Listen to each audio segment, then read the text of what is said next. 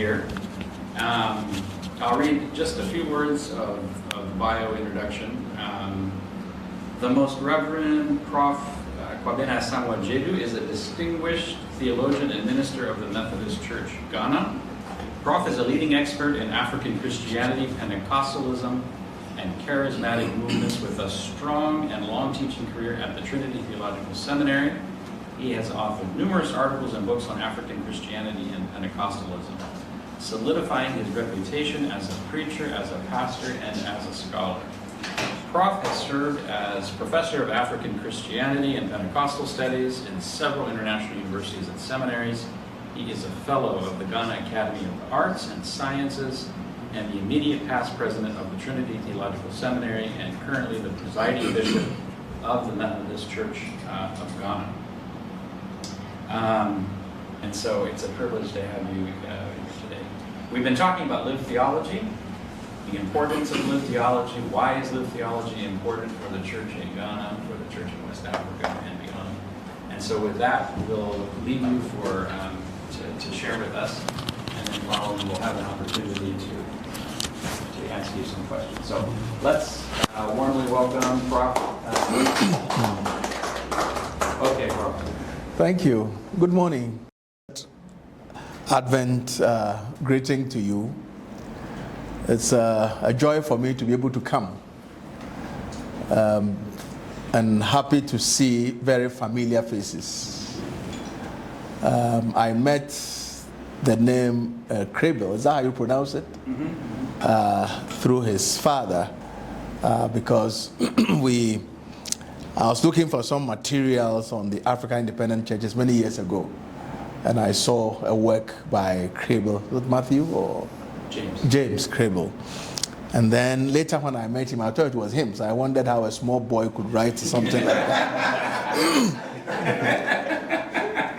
Then he told me that it was his father. And of course, later I met his father at a conference, and I still have the book, and when I have to do things on oral theology in African Christianity, I refer to it. So thank you for bringing me here. In a sense, I also feel a bit embarrassed because this institute has been here for a couple of years. I saw its beginnings, I heard the discussions, and so on, but I have never been inside here. And if you consider that in the last few years I've lived in two places with both close to this institute. When I left Trinity at the end of July last year, and between July and end of August, I was planning to go on a sabbatical. I had signed up on it and everything, and the money was very good. So I was eager to go and earn a little more money after many years of living like a monk at Trinity. Or let me say, living on a monk's salary at Trinity. So we had to leave the campus because as president, you live in the best facility on the campus. So I moved to an apartment close by, and every morning I drove past this place. I told myself, I have to come. One day I tried. I came to the gate, honked, the gate didn't open. I suspect John saw me from his window and said, don't let him in. So it's a blessing to be able to take this opportunity to come. And as some of you may know, John and I go very, very, very far back. We were both at Trinity, we are the same generation. And we both studied in Birmingham, lived in the same house. In Birmingham. He hasn't told you all that. I don't know how I survived. He told me something about when there were football matches, someone would poke the Exactly.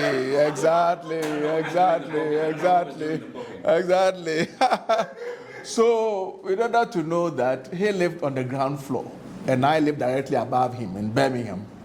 So just make your conclusion. Now I know. So our paths have crossed many, many times since we both entered the world of the academy. And I must say that I'm very impressed I read the things about Sanneh Institute, and I'm sure Lamin Sanneh will be very, very proud. I know that something is being done for Obukalu in Nigeria. I've spoken on their programs. We all know about Akofi Christella and now Sanneh.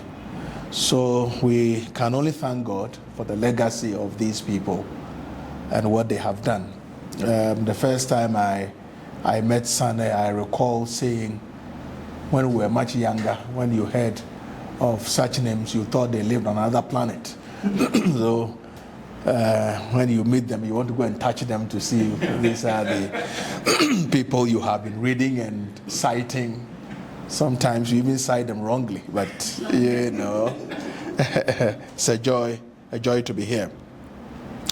We are talking about lived theology. In fact, the title I have given my short presentation is Africa and the Making of World Christianity, Lived Theology and the Church.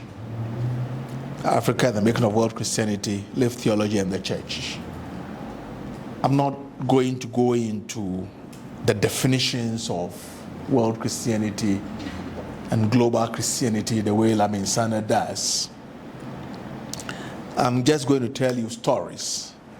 And some of the things I'm going to say are things that you may have observed, but maybe you haven't reflected on them theologically the way I expect that we would. Many years ago, I celebrated a wedding at Legon, Commonwealth Hall. At the time, I was still lecturer at Trinity, but also the pastor of Legon International Church. So this must have been between 91 and 95. 96 is when I served as pastor before leaving for Birmingham. After the wedding, a gentleman in suit came to greet me, shook my hand, thanked me for celebrating the wedding of his niece. And then he said, I'm the chairman of the Imams Association in some part of Accra. And then he left. Now, the point is, this is from start to finish a Christian wedding. And yet, the uncle of the bride is a Muslim leader and had no qualms coming among us to be part of this celebration, and even congratulated the minister and thanked him for celebrating the wedding of his niece. It occurred to me then that in another context, the discussions and the family feuds that may have taken place prior to the wedding may have even affected the relationship between the two people. So the first thing that I think we need to appreciate is the fact that we are human before we are religious. We are human before we are Christian. If you want to appreciate lived religion, you have to approach it from the viewpoint of our common humanity. And what an appreciation of common humanity does is that it gives you something that the pastoral counselors will refer to as empathetic understanding. After you have been a Christian for many years, there are certain things you may have preached in your life that you still believe, but you struggle to preach. So, for example, from a Christian viewpoint, I know there's something called heaven, and I know there's something called hell. Hell associated with suffering, and heaven associated with bliss and joy. But it's very difficult for me to think that everyone who is not a Christian will suffer eternal punishment in hell. Because some people, by virtue of where they are located on this planet, may never hear the name Jesus Christ. So I still believe in heaven and hell, but to go the next step and say that somebody born and bred a Buddhist and who never heard of Christ will be thrown into hell by God, that is now difficult for me. It was easier when I was younger. Yeah. Now it's difficult. This story I started with, I hadn't thought about it before I got here. It was because I wanted to greet you Merry Christmas that this story came to me. But in the place where I grew up in Sekondi, Takoradi, where our house was located, our house was the most beautiful building in that location. All around us were Muslims. We played together. There was a prayer place just, I would say, about 25 meters away from my house. And we lived in a 4-story, and when the sun is up, you know, the shadow that the building casts in front of the house, that's where these Muslims will come and sit during the Ramadan period. See a lot of them sitting there waiting for prayer times to go. And when they were celebrating these festivals, whose name we didn't know, they will bring us some of the meat. Well, those days was mainly meat, and the kebab and so on. So that's where we used to call it Pepe Fubrunya. They are also celebrating Christmas, but you know, we didn't know better. This is a language we use on the playground. One of the points I'm going to make is that we must appreciate the fact that world Christianity is significant, but it is evolving, it is taking place, we are studying it within a context of the multiplicity of religious traditions. And we got to put these traditions to faces. It is real human beings who believe and practice other faiths. So it's true that Africa has become a major heartland of the Christian faith, at least since the beginning of the 20th century. The other development is that this expansion of Christian Africa has occurred within the context of religious pluralism. So in addition to indigenous religious traditions and Islam, world Christianity has to account for the rise of new religious movements, not just the traditional religions. So we cannot discuss world Christianity in any way, shape, or form without accounting for the presence of new religious movements that in some ways also command significant allegiance in the lives of people.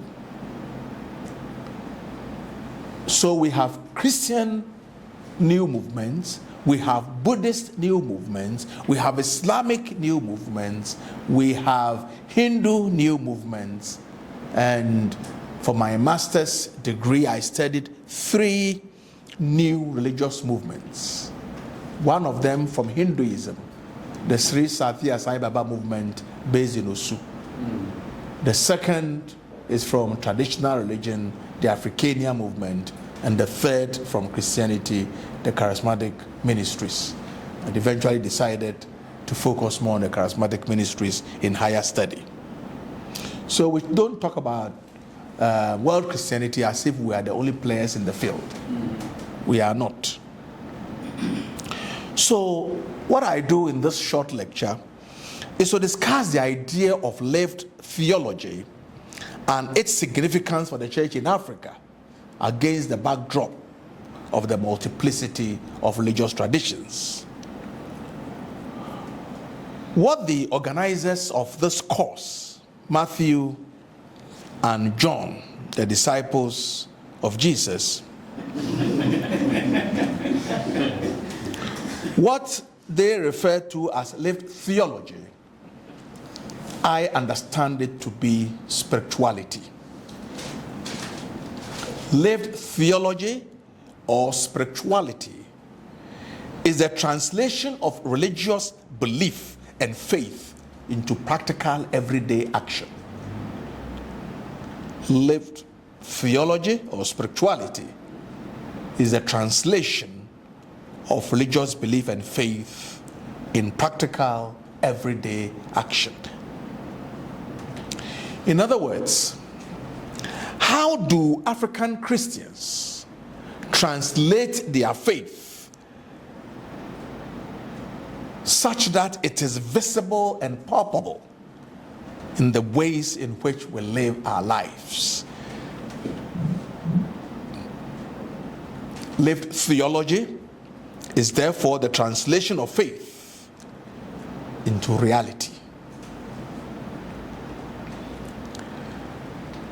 Christian theology will tell you and teach you about God as triune, Father, Son, and Holy Spirit. It will teach you about faith. It will teach you about ethics. It will teach you about morality, religious expectations, and so on and so forth. But how do these elements of faith get impacted into everyday living?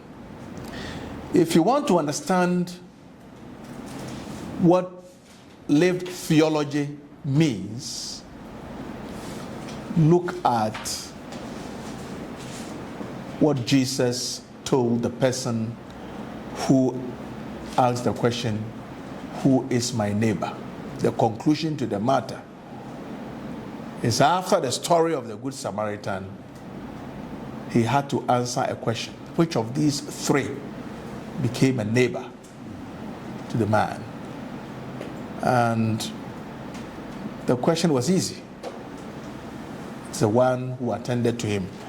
And Jesus said, "Go and do likewise." So lived theology is doing likewise according to the standards set by your faith.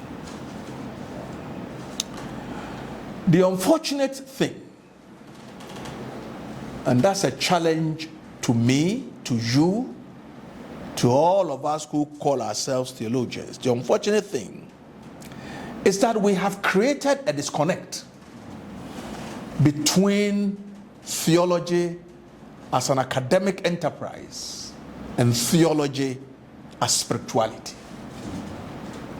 How we bridge the gap, I think, is what must now engage our attention.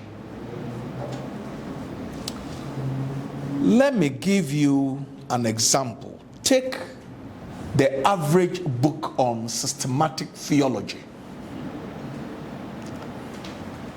The chapters are likely to begin with creation.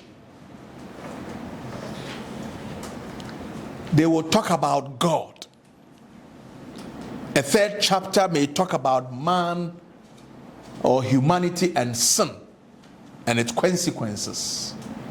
There will be a chapter on revelation and salvation. There will be a chapter on Jesus Christ, his life, ministry, death, and resurrection. What we have come to call Christology. There will be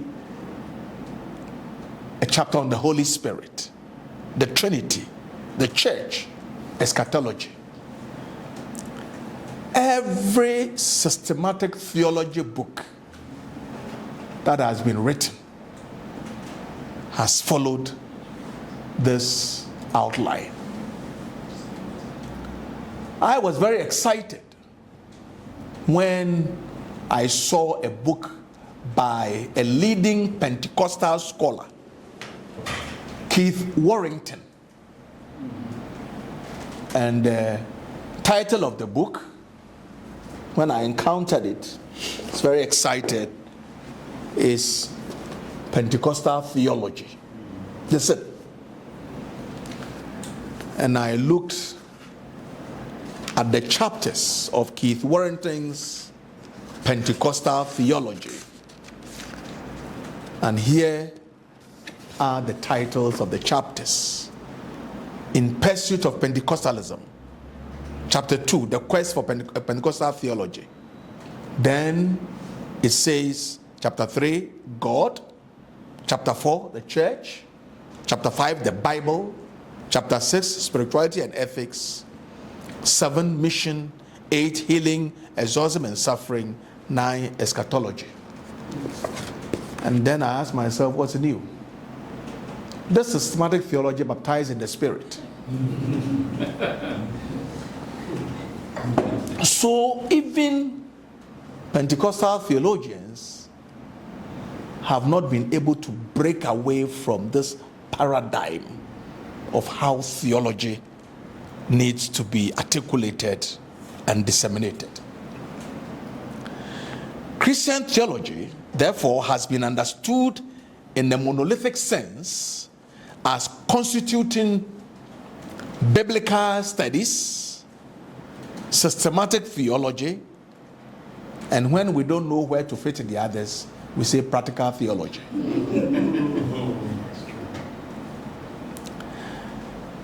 The disciplines that do not fit into this systematized theological outline is referred to as practical theology. It will include what we call liturgical studies, pastoral care and counseling, chaplaincy, Christian education. So over a period of 30 years, I go for conferences, people are being introduced, and they say he's a scholar in systematic theology. The rest of us are scholars in chaotic theology. Because if it's not systematic, it's chaotic. So people struggle to define anybody who has not studied Christology, pneumatology, eschatology as a theologian. If you study Christian-Muslim relations, we struggle. Occasionally they will say you are a missiologist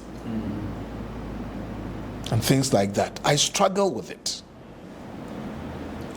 So anyone who has passed through a theological seminary or university department for the study of religion or theology would come out with the same understanding of systematic theology and practical theology as academic disciplines.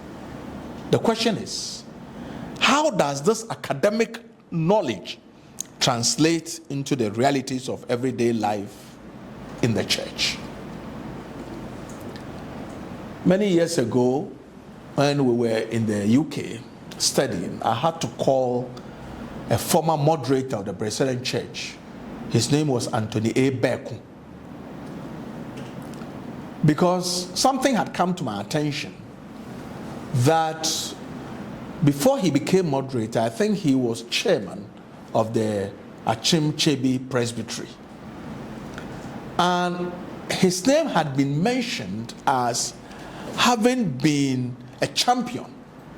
The very traditional ministers had problems promoting what the Presbyterians call Bible study and prayer, because they didn't like the emphasis on the Holy Spirit and demons and so on. So the very traditional ministers, they don't like those things. But I heard that he had been a strong advocate of Bible study and prayer. So I called him to find out why he had taken that position. And he told me that he had initially been a strong opposer of this Bible study and prayer, especially with these people who are always praying and falling down and shouting and so on.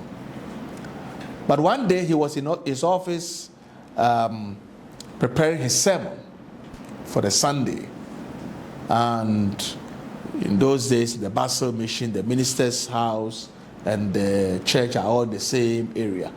So he heard some noise and commotion, came out, and found a woman who seemed like a traditional priestess, followed by a group of people. And the woman said that she had had a dream to abandon her previous vocation, the gods and deities, and become a Christian. And the crowd had followed her to the mission house. So Beakun says he came out, Anthony Beakun says he came out and didn't know what to do. So he called a few of his leaders. They sang a few Presbyterian hymns, said the Lord's Prayer, but nothing happened. So the Lord's Prayer is good, but it doesn't cast out demons, you know. So he told me, this is his own story, which I have captured in some of my writings.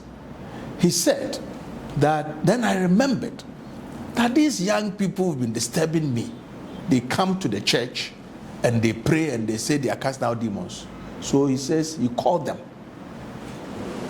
And when they came, they took the woman to the church for several hours. And by the time they were done, the woman was sane, lucid. He could engage the woman in conversation. So he said to me, that's when I changed my mind. The point is, which systematic theology book and which chapter discusses these practical realities? I haven't seen any conventional systematic theology book that discusses exorcism. So those of us who are dealing with contemporary theological issues and trying to interrogate spirituality as lived theology, these are the issues that we want to take up.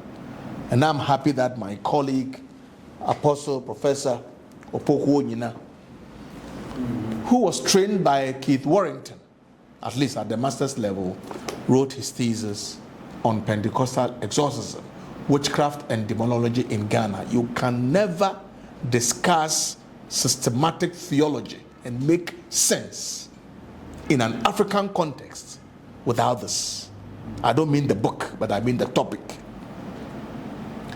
And I think in our context, one of the first people to draw attention to this is not even a Ghanaian or African, Beckett Meyer, and her work Translating the Devil.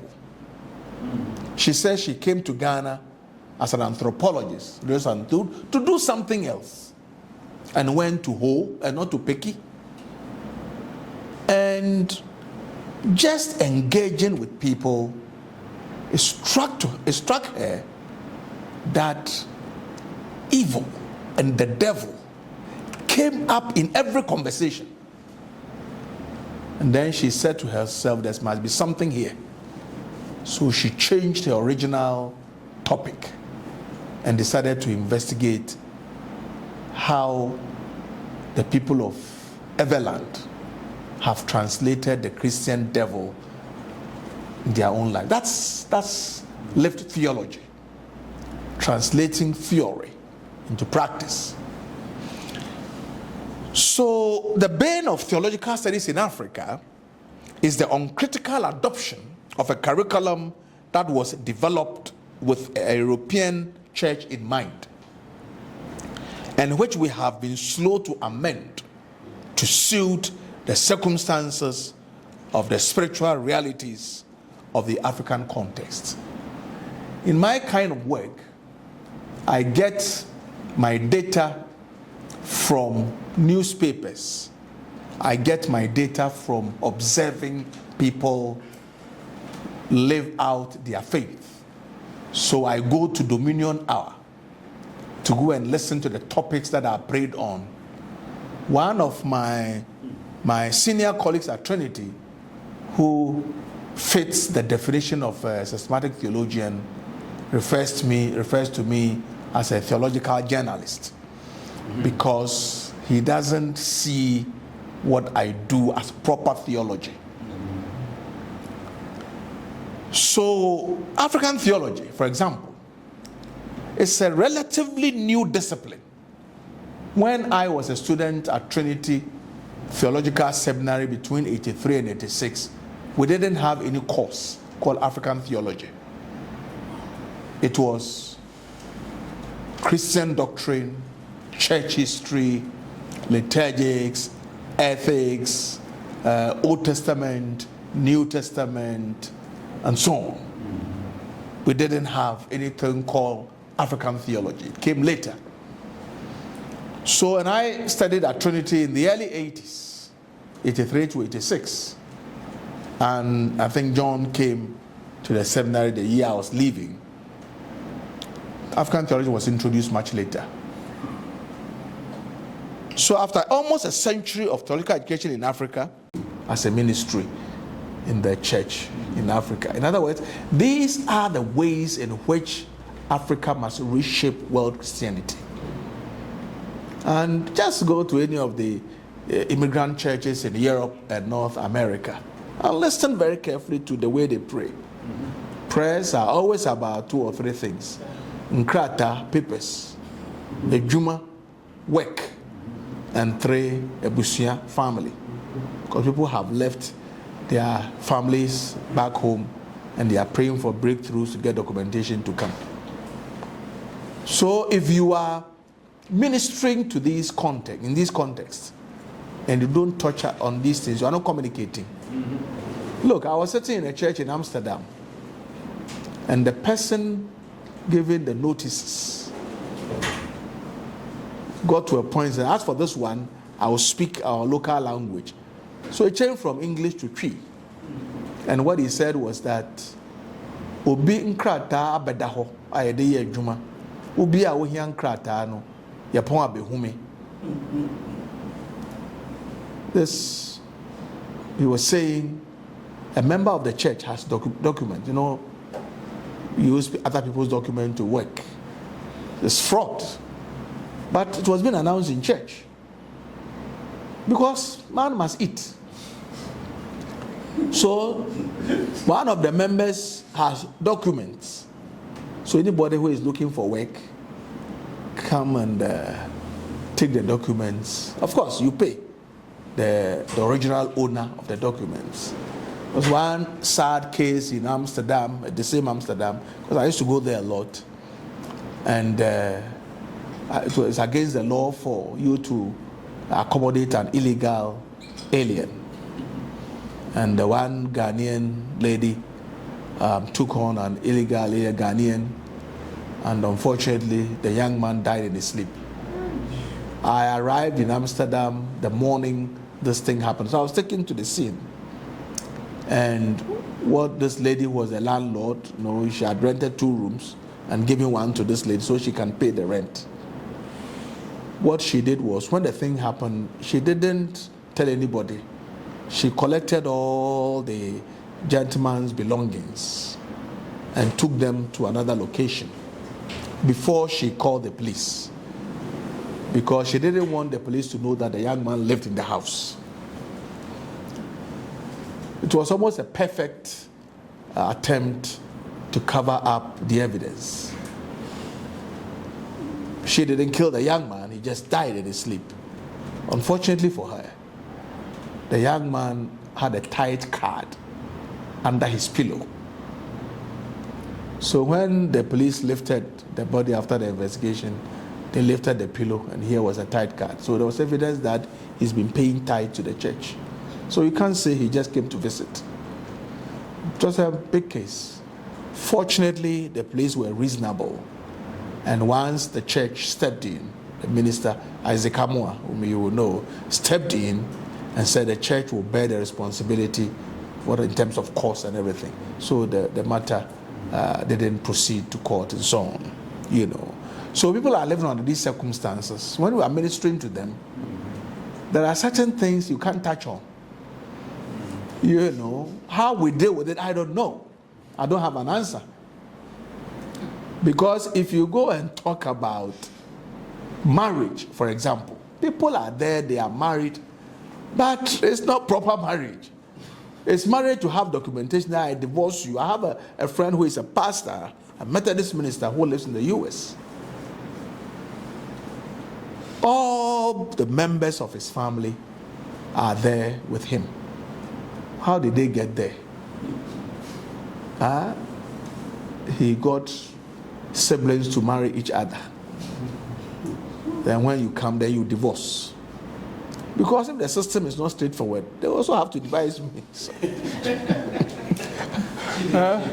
I'm not saying we're going to do the same thing, John, but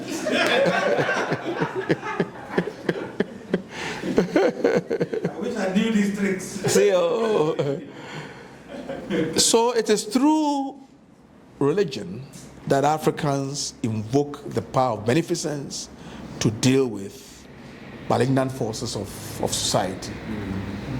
So these clips I say I'm collecting, each of them, the person who says you won't celebrate Christmas, the person who says you won't get your promotion, the person who says you won't succeed, they will not live tomorrow. The one that I heard yesterday, I listen to them every day. The one that I heard yesterday, which kept me smiling, was the person who says he will not let you rest. May he rest in peace.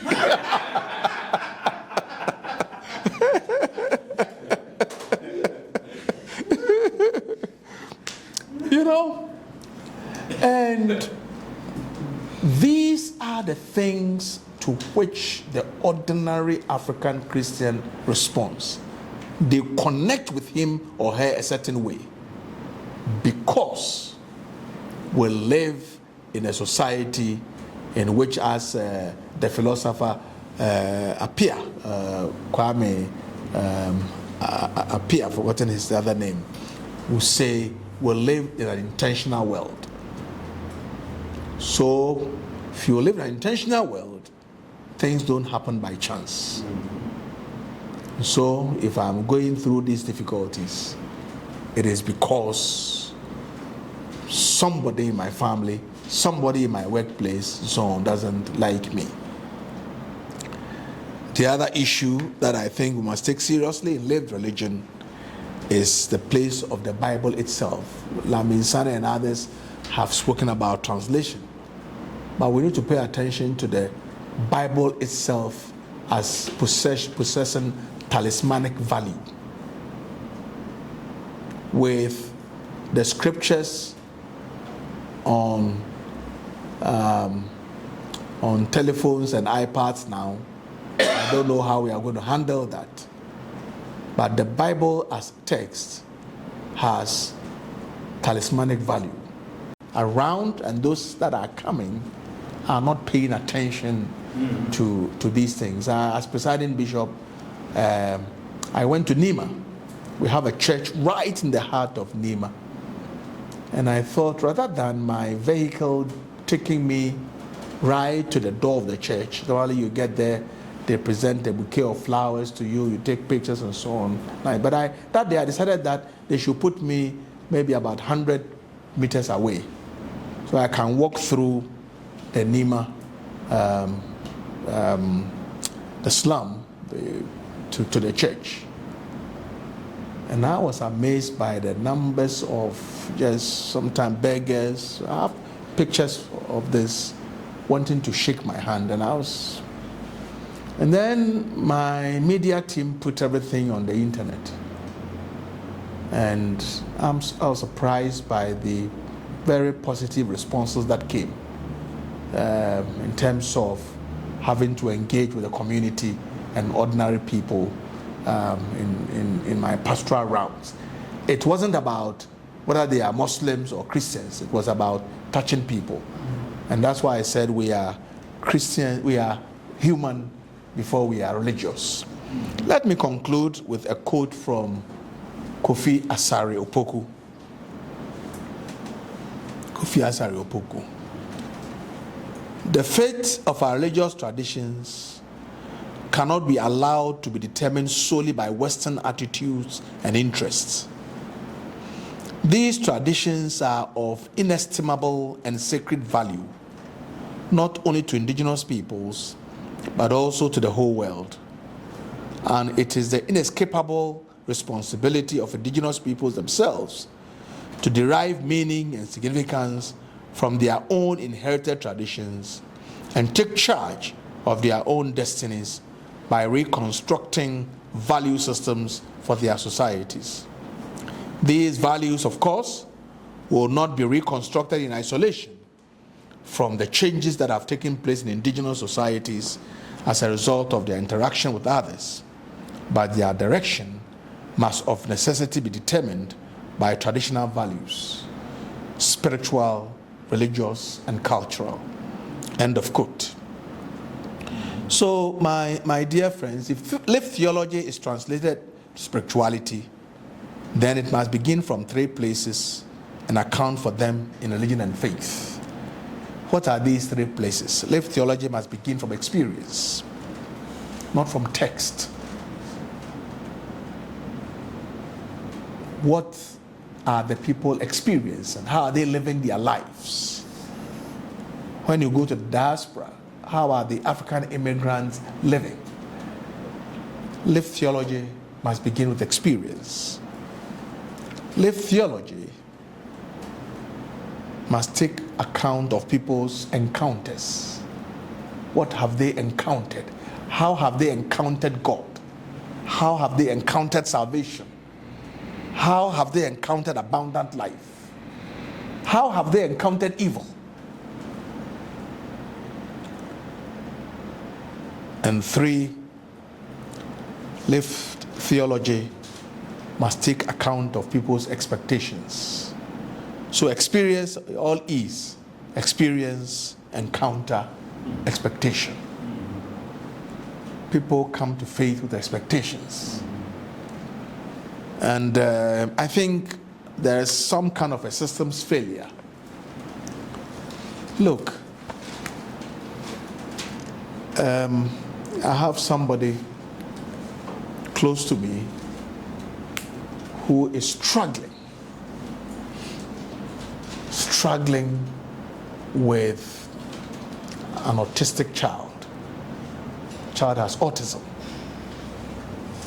Unfortunately, the kind of preaching we have in the media does not take cognizance of when faithful Christians encounter difficulties.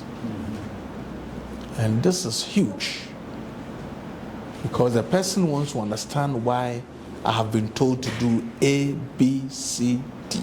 I have done everything, and yet I have to live with this issue.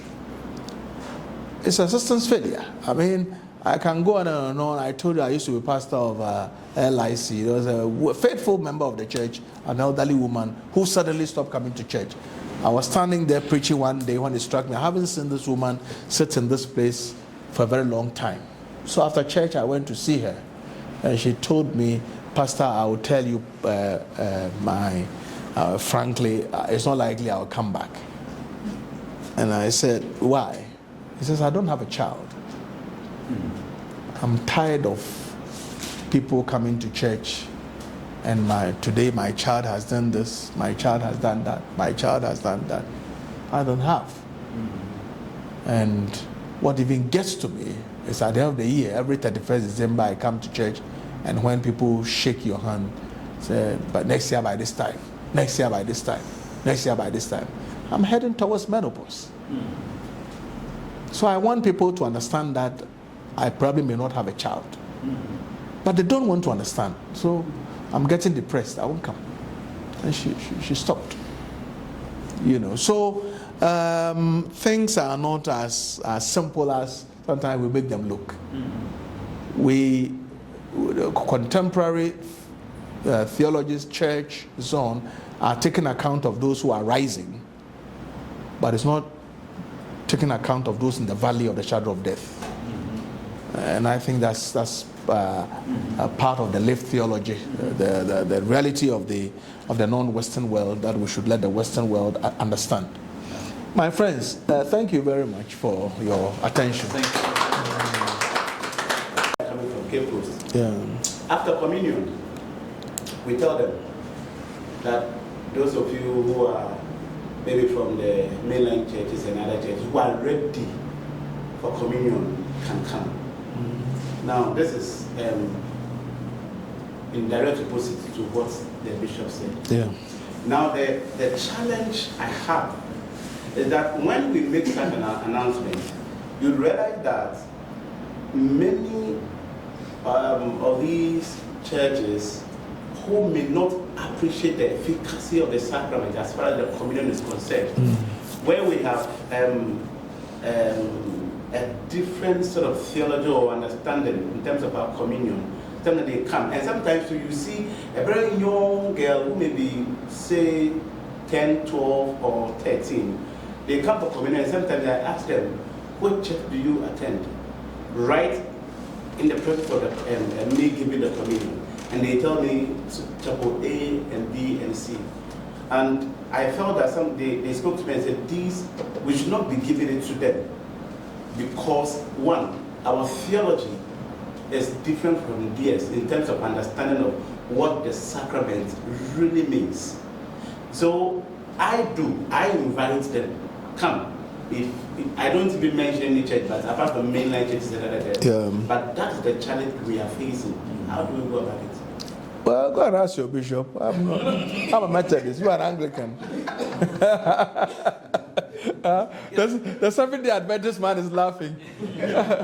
No, that's just by the way. Is it? The problem is not with the receiver. The problem is with the giver. The problem is with you. And when I say you, I don't mean you as an individual. I mean the system that you represent. That's the problem. So don't transfer the problem to the receiver. And as I said, I'll tell stories. You see, Bishop Anobil said we shouldn't come. It's not a standard in Anglican churches, I know. I preached at the when Hans Nadi was being made what do you call the post? Dean of the cathedral in Tema. I preached. You know. So it's one person's problem. I'm not saying all Anglican priests are like that. So the first with the institution. You see? And I'll give you another example. I was an auxiliary minister at Tema Joint Church. And normally after communion, I'll pray for the children. And there's a woman who was coming. Obviously, she couldn't leave her child with anybody. So she carried her to the front to take the elements. And after I've given her the bread, the child that he was carrying stretched her hand. And I put, and she ate. Then I gave the wine. The child stretched her hand. I gave her. Fortunately, it's not alcohol like yours.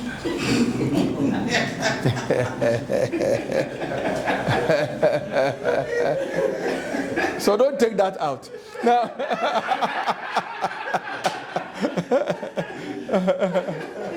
Now, after the service, some of the elders came to see me. Said, Prof, we know you are a theologian, but this thing you did, you gave the child communion.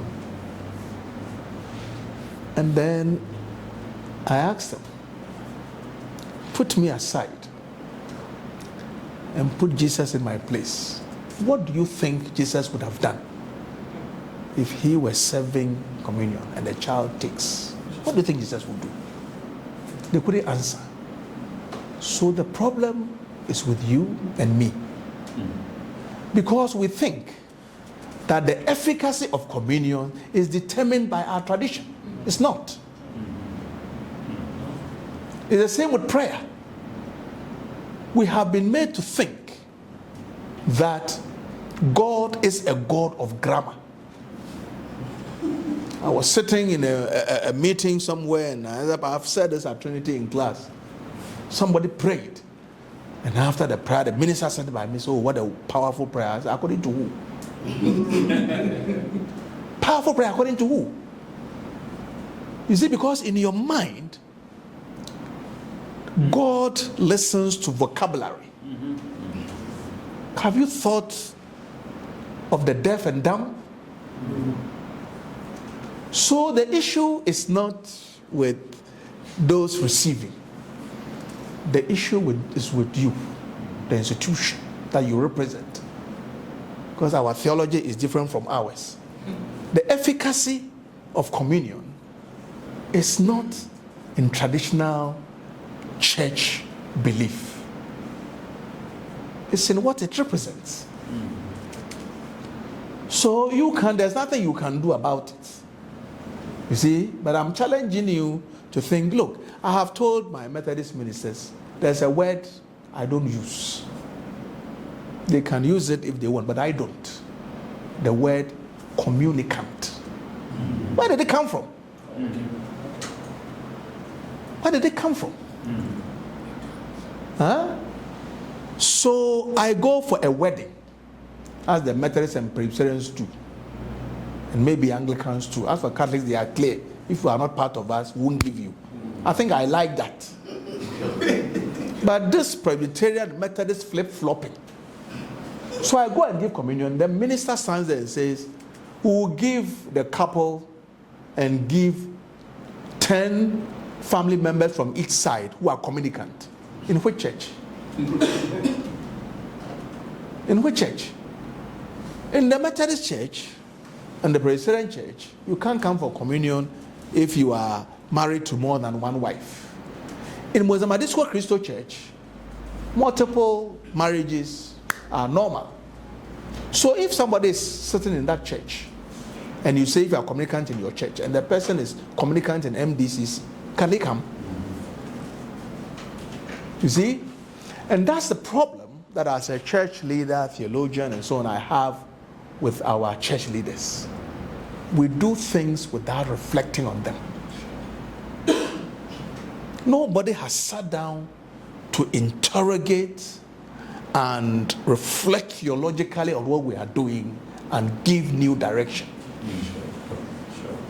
Sometimes when you have the courage to do it, some people will also resist it, including ministers who have studied theology. So the problem is with the system, our understanding of what communion is. And I can tell you, if the efficacy of communion depends on the minister, it will never be effective.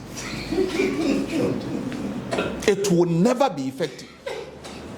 So let's move away from this illusion that Anglican communion or Catholic communion and Methodist communion is the best. And move the discourse from the church to the person who asks us to do it. Yeah. Prof, my last question. Oh, you can ask. That's why we are here. I have this question in the context of what is you just said about the Catholics, where, I mean, we went for one of our priest's wife. The mother died, so we went. And all of us, including our bishop, in the Catholic Church, but they didn't even look at us. Why should they look at you?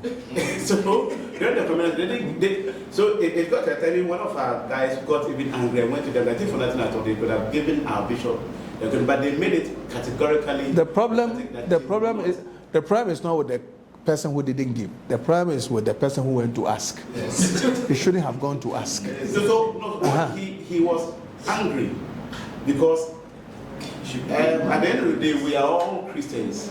And if Anglicans have come and we haven't communion, you say, if you're not a Catholic, you can't come for the communion. That's what he was saying, at least. But say, what let me end by saying this. One of the Catholic priests told me that the reason they do so is because Jesus will say, and I don't like quoting that scripture, that you don't cast your pearls before swine in quotes.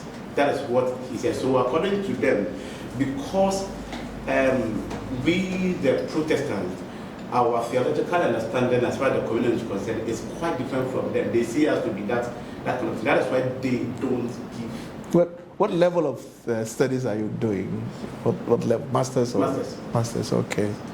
I think I've heard everything that you have said.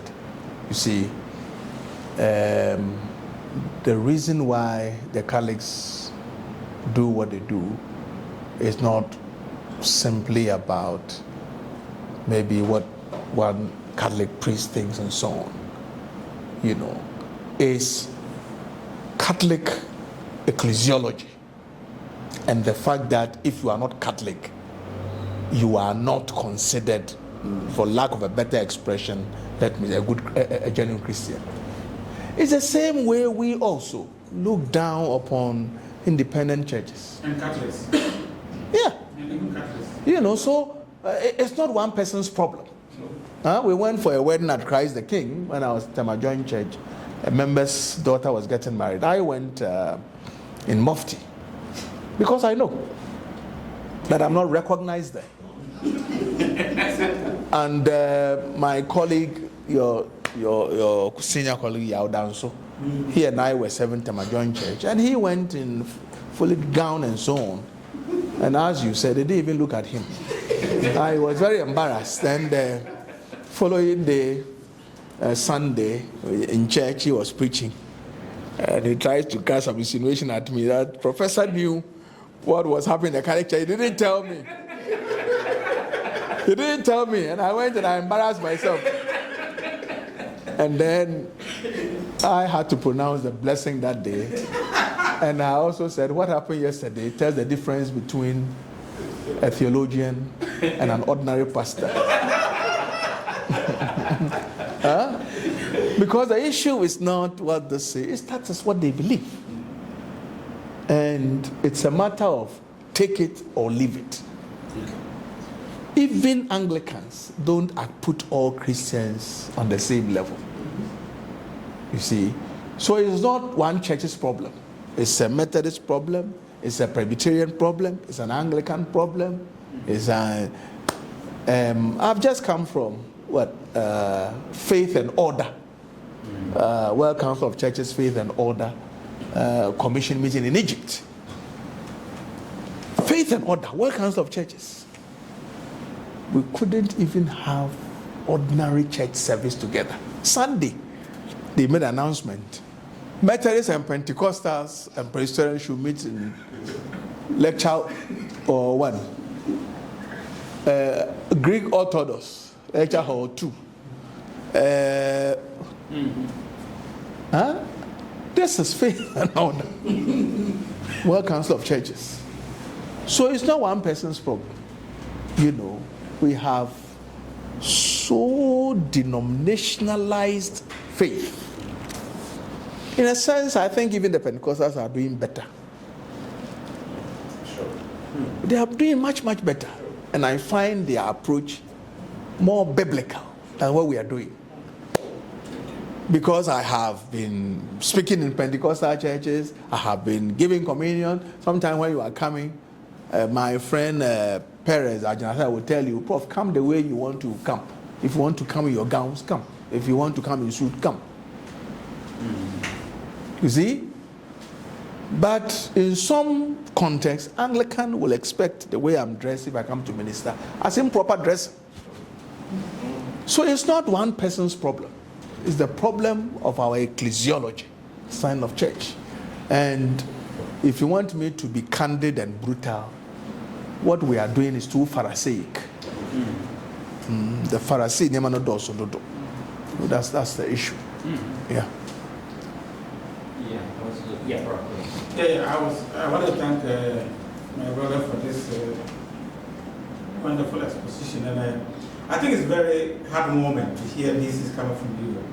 I thought I was the only heretic in town. You are not. It's just that you are the worst of sinners. That's the only. I'm the worst of the sinners. I thought I was the worst of the worst. But And I like the fact that you came up with stories and some of the stories and real life experiences and encounters as you put them. And I want to share one with you, which maybe you have come across it. But I came across something recently on social media that it happened in the UK. A Ghanaian man was interviewed on Sky News, Sky TV. And he was given an account of what happened in his family. His son was schizophrenic. And this Ghanaian man put it down to spiritual demon possession for years. Didn't deal with it. Didn't even, he said he had never even heard the word schizophrenia. And hello, we had that boy and the boy one day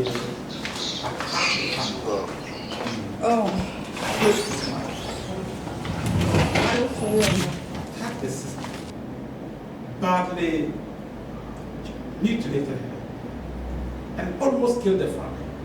He still had deep scars. Yeah. And when they were interviewing that guy, and the way he was talking, it is telling of what holding strong beliefs about something.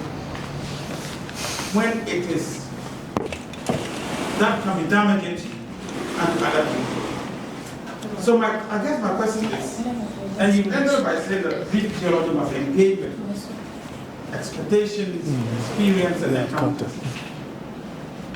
At what point can lived theology also be a corrective? And even serve as a deliverance to people? Too late. When can lived theology become a deliverance also to people like that, who need to be told that this is not demon possession, this is schizophrenia, this could be mental sickness. And you know, I know you know this better than anybody, the excesses. And even the counterfeit. Or that is out there. How does lived theology correct that? Or should lived theology just be about affirming and accepting every experience, every encounter, and every expectation? I guess that's my question. Thank you very much, John. It's Paul who says, we see through a film darkly. I think the simple answer to your question is that's why we are here.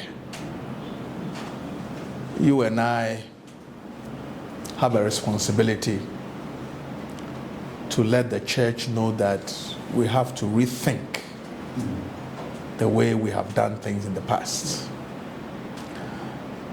In the presentation, I did say that I taught a course at Trinity called Healing and Deliverance in Pastoral Care. Because I don't see how you can teach pastoral counseling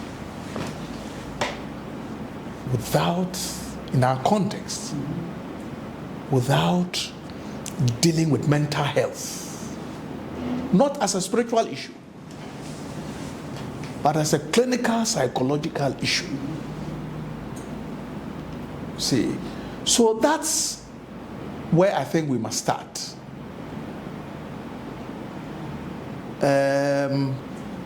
There are a lot of church agents, including pastors, who are living with mental health issues.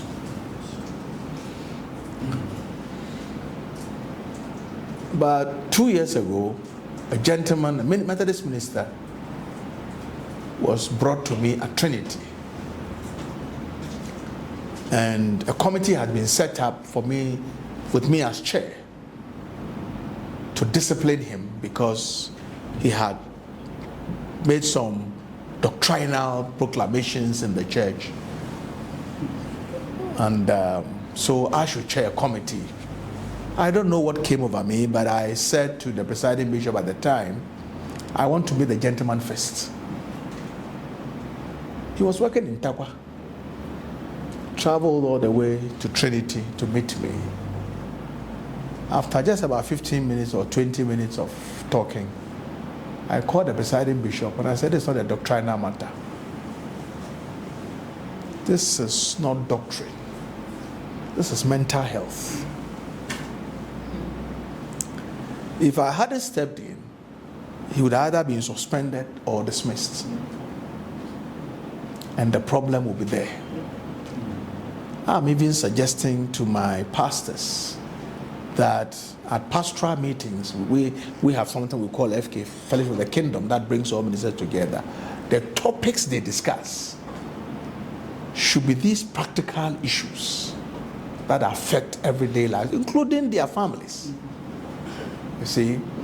So I think we must begin to let the West know that their understanding of systematic theology is good, but the realities of world Christianity are different, and begin to reflect on theological issues from experience, from encounters, and things like that.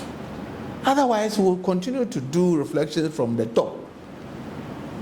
So you are a systematic theologian. You are a systematic theologian. What does it mean? Because you have studied theology in a systematic way. But theology is a chaotic discipline because experiences differ. You know? And so it's a very hard and difficult road. But I think we have come to a point where we must make our voices heard and not just continue the way. I'm very sorry. I don't even know whether some of the courses I mentioned, Trinity, is going to continue them, because the mindset with which people work hasn't changed. Paul talked about renewal of the mind. A lot of the theologians don't have a renewal of the mind. You know, so when you go for meetings, international meetings with even Africans, it's the same way of thinking. And it's become a problem. I read something recently, I don't know whether it's true or not. I hear, I think it's Japan, either Japan or China, one of the universities, the engineering faculties.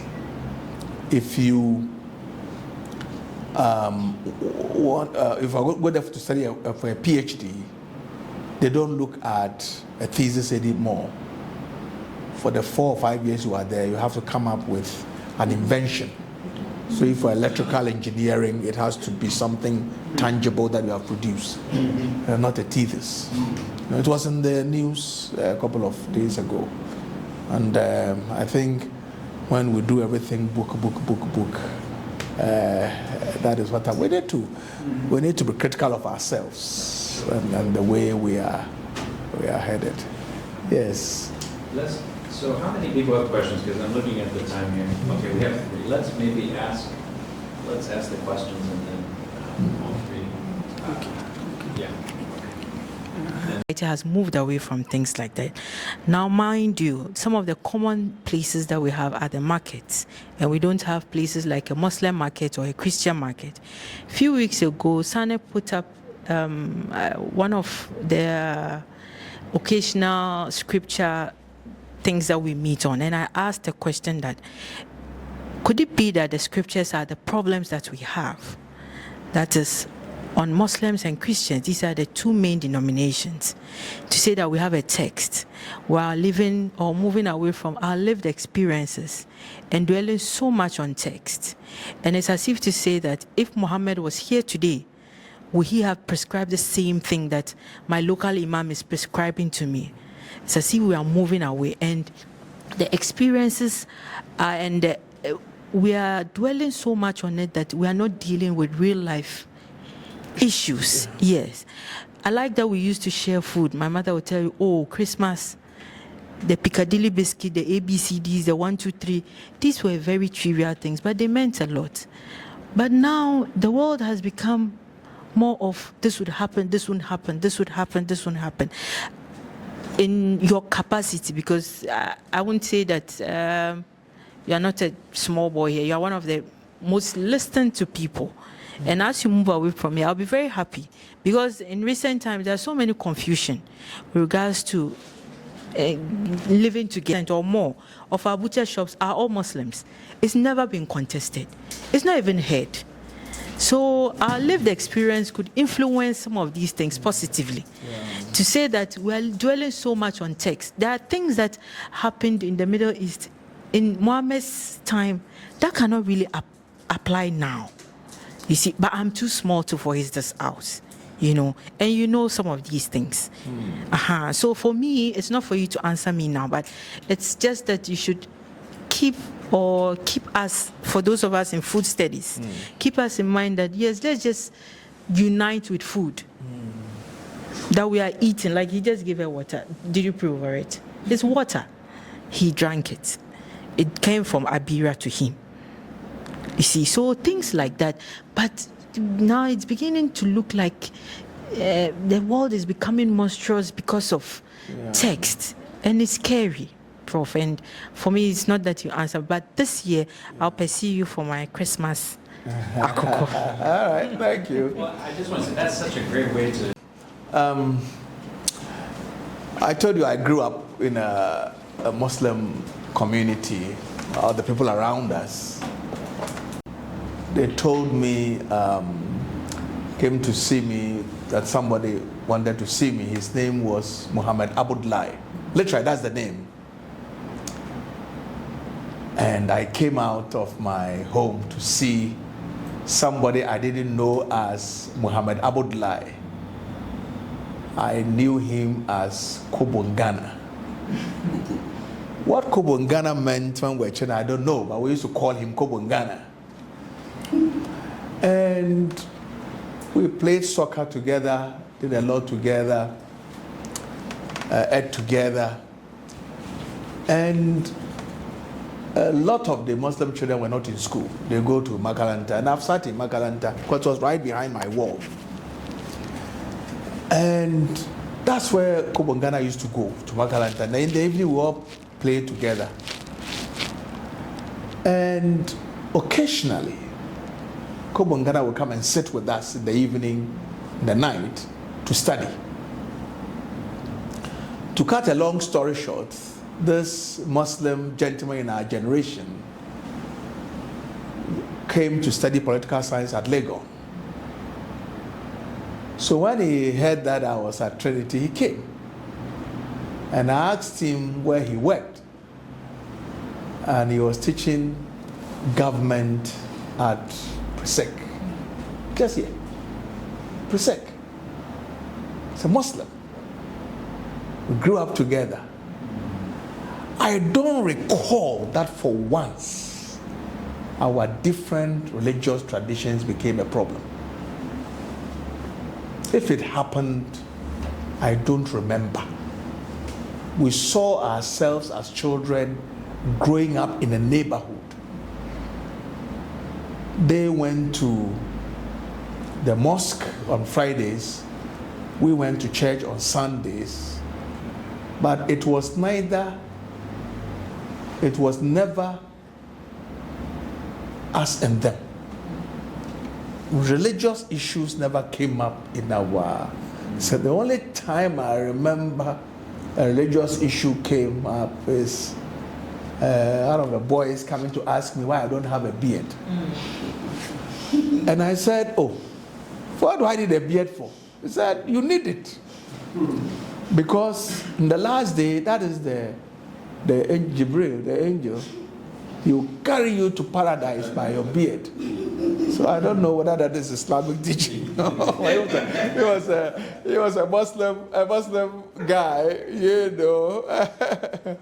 And my sister, who comes after me, is the only one in the family who is still in Takran because she married there. One day, she calls me and said, Sukula Mami has been asking of you. Sukula was born when we were in middle school that time, and my mother was a homemaker, and Sukula's mother was used to sell peanuts. So when she's going to sell peanuts, she will leave Sukula with my mother. So my mother cared for Sukula as a baby. And Sukula's mother was been asking of me. I said, oh, where did you even meet Sukula's mother? My sister is a teacher. He says, Sukula's mother still sells peanuts on my compound. So one day on the visit, I went to see my sister in the school, and I saw Sukula Mami, as we used to call her. I never even knew her name. Then it struck me she must have married very, very young, because she still looked very young. But in those days, she was married. Amaya. But the reason I'm telling you this is that I don't know when we became so religiously exclusivist, so socially exclusivist, so culturally exclusivist, that even in the Christian church, we won't vote for this person because he is not a Fanti, he is not an Ashanti, and we do it in the politics, and so on and so forth. I recently heard about a platform on which ministers from a particular tribe, and they discuss church issues and things like that. So I think we need to look beyond the differences and begin to affirm, as I started, our common humanity in God. And if you see the next person, the significant other, more as a human being than anything else, you'll be forced to respect them. And if I may come back to the story of the Good Samaritan, it looks a very simple story, but has very deep implications for the way we handle and treat each other. For a Samaritan to go the extra mile for a victim of armed robbery without asking questions, that's very profound. But we put all that aside and still emphasize our differences rather than the things that affirm our common humanity. And I think as theologians, we may have to pay more attention to that. Finally, Matthew, especially those of you who are Christians and pastors, you must know that denominations are human constructs. Denominations are not anywhere in Scripture. They are human constructs. So don't use... You're the head of a denomination. Yes, I am. I am head of a denomination. I haven't said they are bad. I said they are human constructs. Human constructs are not always bad. I know. But we don't have to allow them to divide us. And having said that, I'll thank you very much. I said the first 30 minutes were free.